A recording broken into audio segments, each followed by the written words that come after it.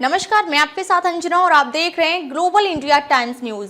आइए सही चीज को सही लोगों तक साझा करें। माया के बाद अब ममता की पार्टी में बदलाव की आहट। टीएमसी की बड़ी बैठक से अभिषेक बनर्जी ने बनाई दूरी। उत्तर प्रदेश के पूर्व मुख्यमंत्री मायावती ने हाल ही में अपनी पार्टी बीएसपी में कई महत्वपूर्ण बदलाव किए। उन्होंने अपने भतीजे को पार्टी से बाहर का रास्ता दिखा दिया। इसके बाद तृणमूल कांग्रेस में भी बदलाव की आहटें सुनाई देने लगी हैं।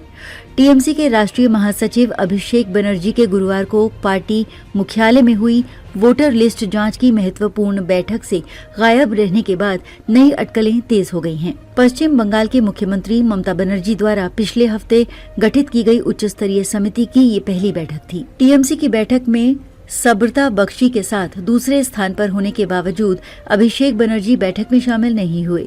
इससे पार्टी के अंदर हलचल मच गई है। कुछ पार्टी नेताओं ने उनकी अनुपस्थिति को मामूली बताया, जबकि अन्य ने ये ध्यान दिलाया कि ममता बनर्जी ने स्पष्ट रूप से कहा था कि सभी चुनाव संबंधी कार्य टीएमसी मुख्यालय से ही होंगे, न कि कहीं और से। इससे पार्टी के भीतर नई अटकलें लगाई जा रही हैं। सूत्रों के अनुसार अभिषेक की अनुपस्थिति उनकी डायमंड हार्बर विधानसभा क्षेत्र में चल रहे सेवाश्रय कल्याण शिविरों की अंतिम चरण की तैयारियों के कारण थी। रिपोर्ट्स के मुताबिक बुधवार को वो महेश तला में इन शिविरों में व्यस्त थे। हालांकि वो गुरुवार को कोलकाता में थे, लेकिन वो बैठक में शामिल नहीं हुए।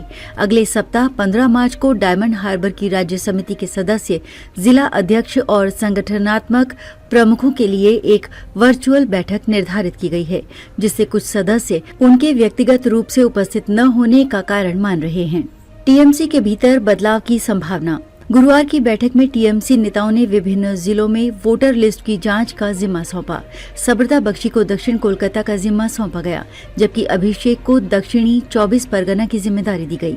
पार्टी के एक वरिष्ठ नेता ने सुझाव दिया कि अभिषेक की अनुपस्थिति पार्टी के केंद्रीय नेतृत्व से अधिक विकेंद्रीकृत कार्यप्रणाली की ओर बढ़ने का संकेत हो सकती है। भाजपा पर आरोप और टीएमसी की प्रतिक्रिया।